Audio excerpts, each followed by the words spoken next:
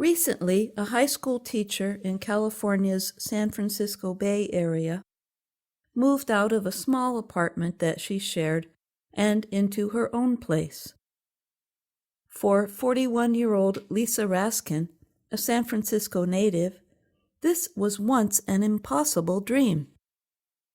In the city of San Francisco, property is very costly. Rent payments are high, and there is resistance to new housing. But now, Raskin pays $1,500 a month for a one-bedroom apartment, and her new home is within walking distance of her job. She told the Associated Press, or AP, "I have a sense of community, which I think is more valuable than anything else." More districts really need to consider this model. I think it shows educators that they value them. Her employer is a 4,000-student school district south of San Francisco. In May, that district made 122 apartments available for its teachers and workers. Experts are calling it workforce housing.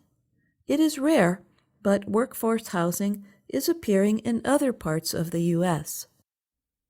In the state of West Virginia, in a town called Welch, the American Federation of Teachers, AFT, recently helped to open a building with apartments and shops for teachers. Welch officials say they hope the housing and shopping complex will bring economic development to the town. Teachers were traveling hours and hours to get to school and back, said Randy Weingarten. She is the AFT Labor Union president. The Jefferson Union High School District in Daly City, California, also supplies workforce housing for teachers and workers. "It's like a great gift coming from the district," said math teacher Eleanor Obadoza. She was speaking about the new 3-bedroom apartment that her family rents. Jeff Vincent is co-founder and director of the Center for Cities and Schools at the University of California, Berkeley. Vincent said workforce housing is rare, but he expects more school districts to explore offering affordable housing. He said when teachers live in the communities where they work, they can get to know students and families better. Currently, in many parts of the U.S., there is a lack of teachers and affordable housing. So, some school districts want to find and keep educators by offering them workforce housing. They could serve as a model for other school districts in the country. But such projects also face problems. Some people living in the districts do not want affordable housing for teachers and workers. Vincent said, "There are those who question whether schools should be doing this with their land." About 1/4 of the 500 employees at Jefferson Union High School District were leaving every year. The district could not keep teachers from moving to schools that could pay more.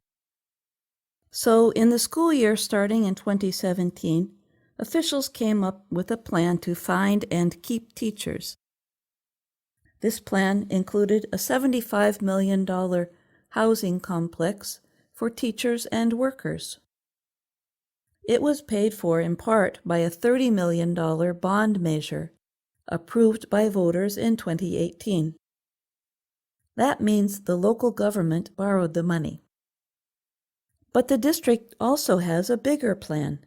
It wants to lease school property for a 1,200-unit complex that would mix shops and restaurants with housing.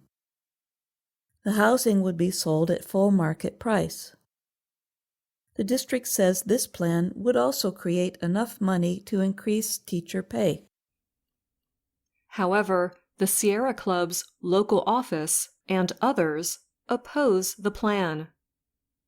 The environmental organization wants more housing at below-market rents and taller buildings to preserve more open space.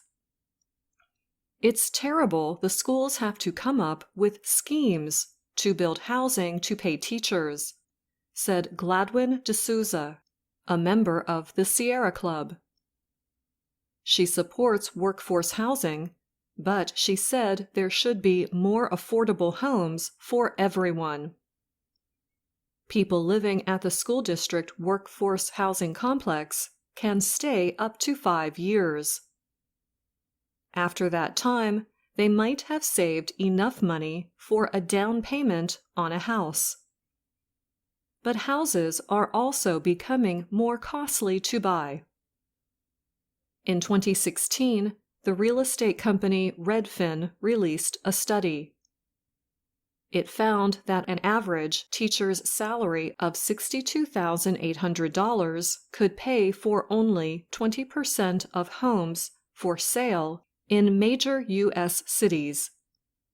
That percentage was down from 34% in 2012. California lawmakers in 2016 made it easier for districts to build workforce housing on school property.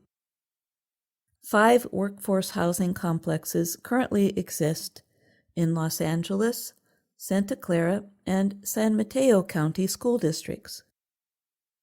This summer, San Francisco Unified School District plans to start building a 135-unit complex for educators. It could be ready in 2024, 2 years later than planned. Cassandra Curiel is president of United Educators of San Francisco, a labor rights group. She told the AP, "It was a fight to get it, and it'll be great for those folks who get in there." But she added, "It's not enough." Melissa Kallstrom is the mother of a student in a San Francisco area school district. She does not object to new homes for educators, but she objects to plans to tear up the community garden. She and others say the garden provides rare green space. Lisa Raskin, who teaches health and social science, understands that change is difficult. She grew up in San Francisco's Mission District. It used to be a working-class neighborhood. Now it is too costly for her to live there by herself. During the pandemic, Raskin moved out of her mother's house to share an apartment with a friend. But the living space was small. Raskin said the chance to move into a place of her own was like hitting the jackpot or winning a big prize. "This is mine," she said. I'm Anna Mateo. And I'm Jill Robbins.